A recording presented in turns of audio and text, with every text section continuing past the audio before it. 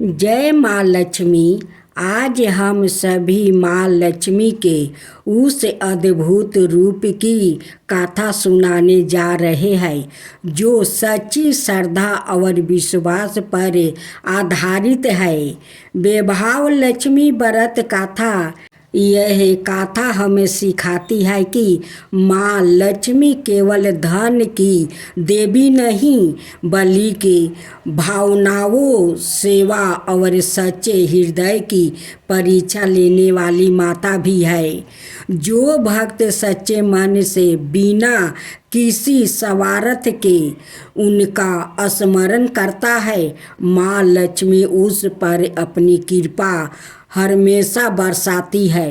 भक्तजनों, आइए श्रद्धा और भक्ति के साथ इस पावन गाथा को सुने। साथ में माँ संतोषी का गाथा सुनते हैं।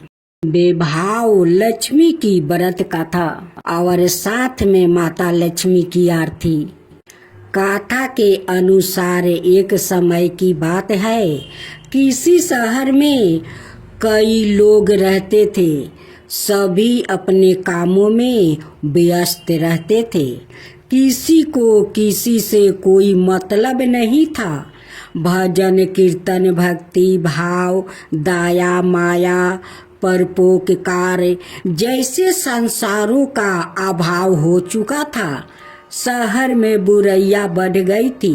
जुआ, रस, व्यभिचार, चोरी, डकैती आदि बहुत से गुनाह शहर में होने लगा था। इसके बावजूद उस शहर में कुछ अच्छे लोग भी रहता था। इनमें शीला नाम की औरत जो धर्मी की पराकीर्ति और संतोष स्वभाव वाली थी, उनका पति भी विवेकी और सुशील था। शीला और उसका पति कभी किसी की बुराई नहीं करता था और भगवान का भजन करने में अच्छी तरह समय व्यतीत कर रहे थे। शहर के लोग उनकी गृहस्थी की सराहना करते थे। देखते ही देखते समय बदल गया। शीला का पति की अच्छी संगति बुरी में बदल गई। अब वो जल्द से जल्द करोड़पति बनने का ख्वाब देखने लगा। इसलिए वो गलत रास्ते पर चल पड़ा और फलस्वरूप उसकी हालत भिखारी जैसी हो गई। शराब, जुआ, रस, सरस, गांजा आदि बुरी आदतों में शीला का पति भी फंस गया। दोस्तों के साथ उसे भी शराब की आदत लग गई। इस प्रकार उसने अपना सब कुछ जुए में गंवा दिया। शीला इस बात से वो बेहद चिंतित रहने लगी, लेकिन उसे भगवान पर भरोसा था। वो अपना अधिकांश समय प्रभु भक्ति में बिताने लगी। अचानक एक दिन दोपहर को उनके द्वार पर किसी ने दस्तक दिया। शीला ने द्वार खोला तो देखा कि एक माजी खड़ी है। उसके चेहरे पर अलौकिक तेज दिखाई दे रहा था। उनकी आंखों में से मानो अमृत बह रहा था। उसका बेभाव चेहरा करुणा और प्यार से झलक रहा था। उसको देखते ही शीला के मन को शांति महसूस हुआ और उसके रोम रोम आनंदमयी हो उठा। शीला उस माजी को आदर के साथ घर ले आई। घर में बैठने के लिए कुछ भी नहीं था। अतः शीला ने एक फटी हुई चादर पर उसको बैठाया।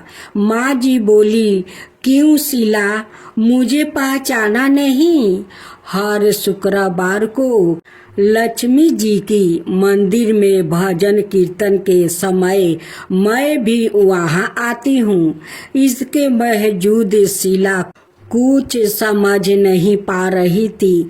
फिर माँ जी बोली, तुम बहुत दिनों से मंदिर नहीं आई, इसलिए मैं तुम्हें देखने चली आई। माँ जी के प्रेम भरे शब्दों से शीला का हृदय पिघल गया। उसकी आंखों में आंसू आ गया और वो बिलख बिलख कर रोने लगी। माँ जी ने कहा, बेटी, सुख और दुख तो धूप और जैसे होता है, धैर्य रखो बेटी, मुझे तेरी सारी परेशानी पता है। माँ जी के व्यवहार से शीला को काफ़ी संबल मिला और सुख की आशा में उसने माँ जी को अपनी सारी कहानी कह सुनाई। माँ जी के व्यवहार से शीला को काफ़ी शगुन मिला और उनसे माँ जी को अपनी सारी कहानी सुनाई। शीला के पूछने पर माँ जी ने उसे व्रत की सारी विधि बता भी दिया। माँ जी ने कहा, बेटी, माँ लक्ष्मी जी का व्रत बहुत सरल है। उसे वरद लक्ष्मी व्रत या बेभाव लक्ष्मी व्रत कहा जाता है। ये व्रत करने वाले की सब मनोकामना पूर्ण होती है। वो सुख संपत्ति और यश प्राप्ति करता है। शीला यह सुनकर आनंदित हो गई। शीला ने संकल्प करके आंखों खोली तो सामने कोई नहीं था। वो सोच में पड़ गई कि माँ जी कहाँ गई। शीला को तत्काल ये समझते देर नहीं लगी कि माँ जी और कोई नहीं, साक्षात लक्ष्मी जी ही थी। दूसरे दिन शुक्रवार था। सुबह स्नान करके स्वच्छ कपड़े पहनकर शीला ने माँ जी द्वारा बताई विधि से पूरे मन से व्रत किया। आखिरी में प्रसाद वितरण हुआ। यह प्रसाद पहले पति को खिलाया। प्रसाद खाते ही पति के स्वभाव में फर्क पड़ गया। उस दिन उसने शीला को मारा नहीं, सताया भी नहीं। शीला को बहुत आनंद हुआ। उनके मन में बेभाव लक्ष्मी व्रत के लिए श्रद्धा बढ़ गई। शीला ने पूर्ण श्रद्धा भक्ति से 21 शुक्रवार तक बेभाव लक्ष्मी व्रत किया। 21वां शुक्रवार को माँ जी के कहे मुताबिक उद्यापन विधि करके 7 स्त्रियों को बेभाव लक्ष्मी व्रत की 7 पुस्तक उपहार में दिया। फिर माता जी के धन लक्ष्मी स्वरूप की छवि को बंधन करके भाव से मन ही मन प्रार्थना करने लगी, हे माँ धन लक्ष्मी, मैंने आपका बेभाव लक्ष्मी व्रत करने की मन्नत मांगी थी। वो व्रत आज पूर्ण किया है। हे माँ, मेरी हर विपत्ति दूर करो, हमारा सबका कल्याण करो। जिसे संतान ना हो उसे संतान देना। सौभाग्यपति स्त्री का सौभाग्य अखंड रखना। कुंवारी लड़कियों को मन भावना पति देना। जो आपका यह चमत्कारी बेभाव लक्ष्मी व्रत करे, उनकी सब विपत्ति दूर करना, सभी को सुख करना। हे माँ, आपकी महिमा अपरंपार है। ऐसा बोल कर लक्ष्मी जी के धन लक्ष्मी स्वरूप की छवि को प्रणाम किया। व्रत के प्रभाव से शीला का पति अच्छा आदमी बन गया और कड़ी मेहनत वो करके व्यापारी करने लगा। उसने तुरंत शीला के गिरवी रखे गहने छोड़ा लिया। घर में धन की वृद्धि हुई। घर में पहले जैसी सुख शांति छा गई। बेभाव लक्ष्मी व्रत का प्रभाव देखकर मोहल्लों की दूसरी स्त्रियां भी विधि पूर्वक बेभाव लक्ष्मी व्रत करने लगी। महालक्ष्मी जी की आरती। महालक्ष्मी नमस्तुभ्ये सुरेश्वरी हरिप्रिया नमस्तुभ्ये दयानिधि पद्मलये नमस्तुभ्ये सबर्धे सबरे भूते हितार्थे वसुदृष्टि सदा करू। ओम जय लक्ष्मी माता मैया जय लक्ष्मी माता तुमको निशिदिन सेवते हर विष्णु विधाता उमा राम बरामिनी तुम ही जगी माता सूर्य चंद्रमा धावते नारद ऋषि गाता ओम जय लक्ष्मी माता दुर्गा रूप निरंजनी सुखी संपत्ति दाता जो कोई तुमको धावते रिद्धि सिद्धि धन पाता ओम जय लक्ष्मी माता तुम ही पातालिनी वासिनी तुम ही सुविदाता कर्म प्रभाव प्रकाशिनी भाव निधि की ताराता ओम जय लक्ष्मी माता जिस घर में तुम रहती हो ताही में है सुखी दुनियाता सब संभव हो जाता मन नहीं घबराता ओम जय लक्ष्मी माता तुम बिना ज्ञानी न होता वस्तु ना कोई पाता खाने पानी का भाव सब तुमसे ही आता ओम जय लक्ष्मी माता सुखी गुणी मंदिर सुंदरी शिरोधी जाता रतन चतुर्दशी तुम बिना कोई नहीं पाता ओम जय लक्ष्मी माता महालक्ष्मी जी की आरती जो कोई नर गाता उन्हें आनंद समाता पाप उतर जाता ओम जय लक्ष्मी माता ओम जय लक्ष्मी माता मैया जय लक्ष्मी माता तुमको निशिदिन सेवते हर विष्णु विधाता ओम जय लक्ष्मी माता जय लक्ष्मी माता।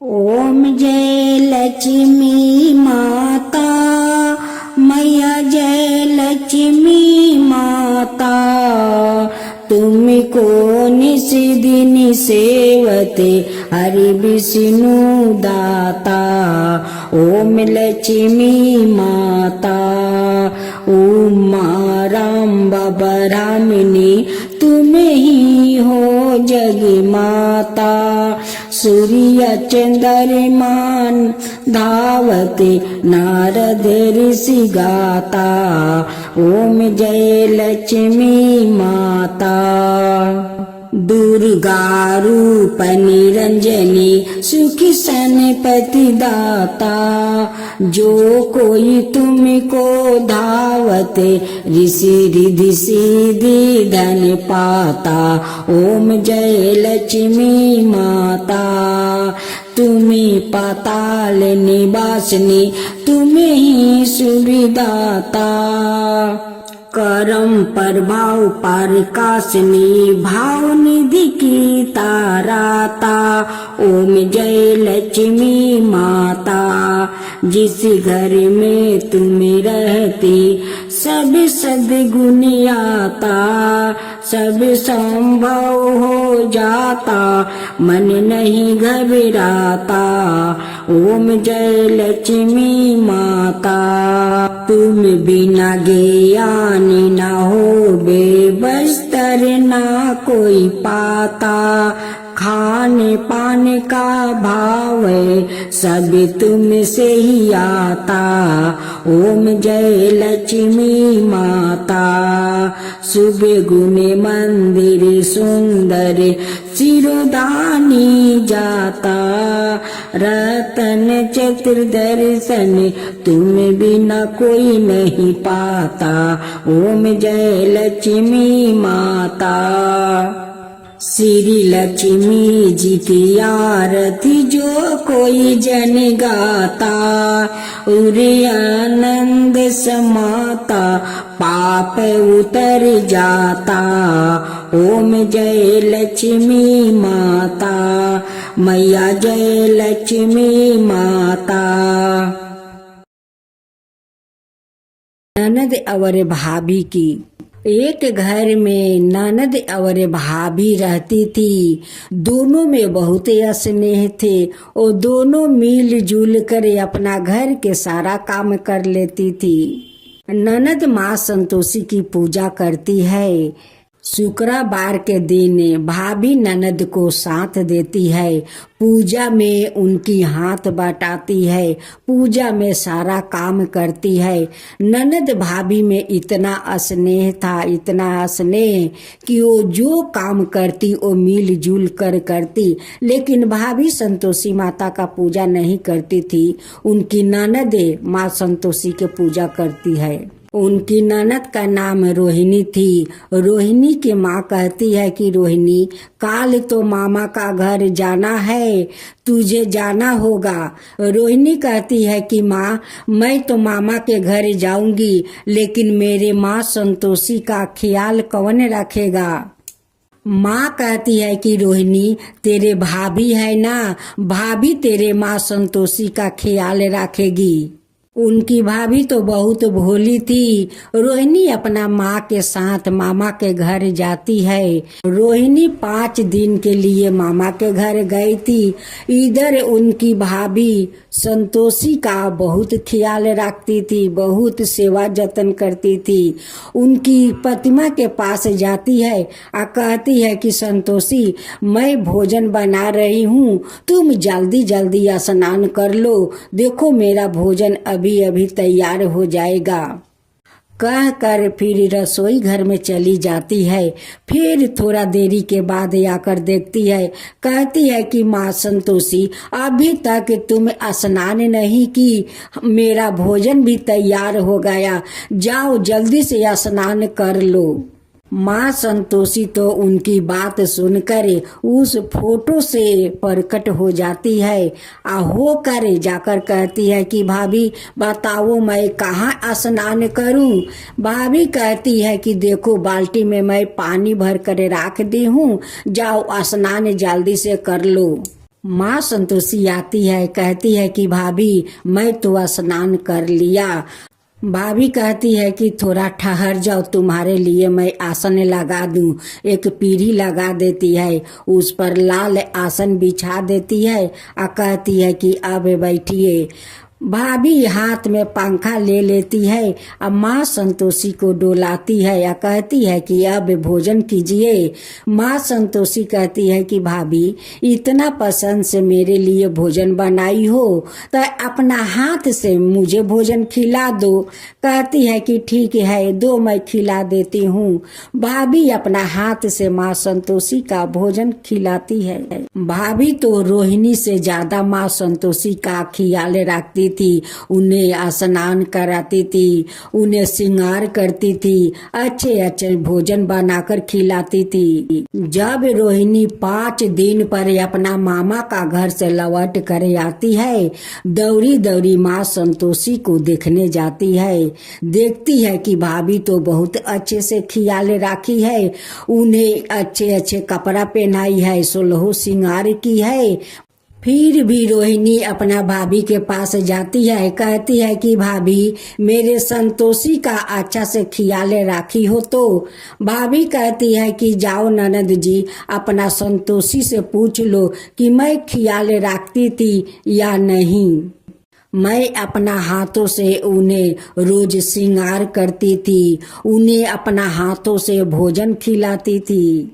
सासू माँ अपना बहू के बात सुनकर जोर से हंसने लगती है, कहती है कि यारे मेरी भोली बहू, कभी देवी देवता किसी के हाथ से भोजन करते हैं। रोहिणी जो हर शुक्रवार के दिन माँ संतोषी का जे भोग लगाती है, तब भोग का क्या माँ खा जाती है, माँ कभी नहीं खाती है। वो भोग पूजा के बाद उठाकर हम लोग सभी में बांट देते हैं। माँ कभी किसी को हाथ से खा सकती है। बहू कहती है कि माँ जी, आपको मुझ पर विश्वास नहीं है तो जाइए माँ संतोषी से पूछ लीजिए, वही आपको बताएगी कि मैं उनकी सेवा करती थी या नहीं, मैं अपना हाथों से उन्हें भोजन कराती थी या नहीं। जाइए उस संतोषी से आप पूछ लीजिए। ननद कहती है कि भाभी तुम सच बोल रही हो। भाभी कहती है कि ननद जी, मैं क्या झूठ बोल रही हूँ, मैं सच बोलती हूँ। रोहिणी अपना माँ से कहती है कि माँ, लगता है भाभी झूठ नहीं बोलती है, वो सच बोलती है। वो सचमुच का संतोषी माता उनकी हाथ से भोजन करती थी। सासू माँ कहती है कि बहू तुम सच बोल रही हो। बहू कहती है कि हाँ माँ जी, मैं सच बोल रही हूँ, मैं रोज उन्हें श्रृंगार करती थी, अपना हाथ से उन्हें भोजन खिलाती थी। सासू माँ कहती है कि बहू अगर ऐसा बात है तो काल भी तुम संतोषी के जैसे 5 दिन श्रृंगार किया, 5 दिन अपना हाथ से भोजन खिलाई, काल भी अपना हाथ से खिलाओ। हम लोग माँ संतोषी का दर्शन करना चाहती हूँ। फिर उनकी भाभी सुबह उठती है, घर के काम कर लेती है, नहा धोआ कर संतोषी माता का पूजा कर लेती है।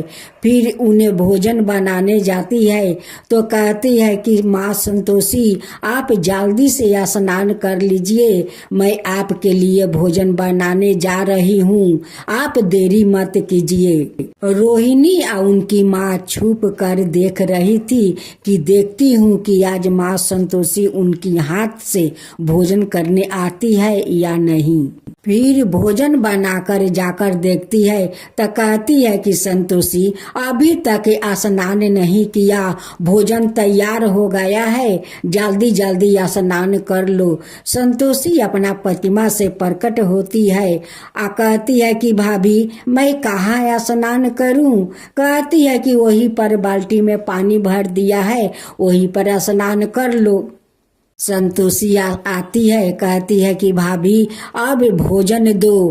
कहती है कि ठहरो, पीढ़ी लगा देती है, उस पर आसन बिछा देती है और कहती है कि इस आसन पर बैठो। बैठ जाती है और वो पंखा डोलाने लगती है। कहती है संतोषी की भाभी आज भी अपना हाथ से मुझे भोजन खिला दो। अपना हाथ से भाभी माँ संतोषी का भोजन खिलाती है। उसी समय माँ बेटी वहाँ पर आ जाती है और दोनों माँ बेटी हाथ जोड़कर माँ संतोषी से क्षमा मांगती है। कहती है कि हे माँ संतोषी, आज आपको दर्शन हो गया, मेरी बहू के कारण दर्शन हो गया। ननद कहती है कि माँ, मैं 7 बछर के उम्र से आपका पूजा करती हूँ, आप कभी मुझे दर्शन नहीं दिया, आप मेरे भाभी के हाथ से भोजन करती है। माँ संतोषी कहती है कि रोहिणी, तुम तो पूजा पाठ करती हो, भोग लगाकर चली जाती हो, लेकिन तुम्हारी ये भोली भाभी वो मुझे आकर कहती है कि माँ संतोषी स्नान कर लो। वो मेरे लिए भोजन बनाकर ले आती है, मेरे लिए पीढ़ी लगा देती है, उस पर आसन बिछा देती है, मुझे बैठा कर बड़ा प्यार से वो पंखा डोलाती है। कहती है कि अब आप भोजन कीजिए। मैं तो उनकी हाथ से भोजन कर लेती हूँ, इसलिए उन्हें दर्शन दिया है। माँ संतोषी ननद भाभी को आशीर्वाद देती है और कहती है कि ननद भाभी में ऐसे ही स्नेह बने रहे, सौभाग्यवती बढ़ता रहो, तुम्हारा गोद में जल्द से जल्द संतान आएंगे। कह कर माँ अंतर्ध्यान हो जाती है। कुछ दिन का बाद उनकी भाभी माँ बन जाती है। उनकी घर में खूब सुंदर एक बालक को जन्म देती है। उनकी घर में खुशियाँ भर गया। ननद भाभी मिलकर माँ संतोषी का धूमधाम से पूजा करती है। जब 16 शुक्रवार हो जाता है तब ननद भाभी मिलकर माँ संतोषी का धूमधाम से उद्यापन करती है। हे माँ संतोषी, जैसे उस भाभी पर आप कृपा किया, उन्हें दर्शन दिया, उनकी हाथ से भोजन किया, वैसा ही सबका ऊपर कृपा कीजिए। हे माँ संतोषी, सबका ऊपर कृपा कीजिए। माँ संतोषी की जय हो, माँ संतोषी की जय हो।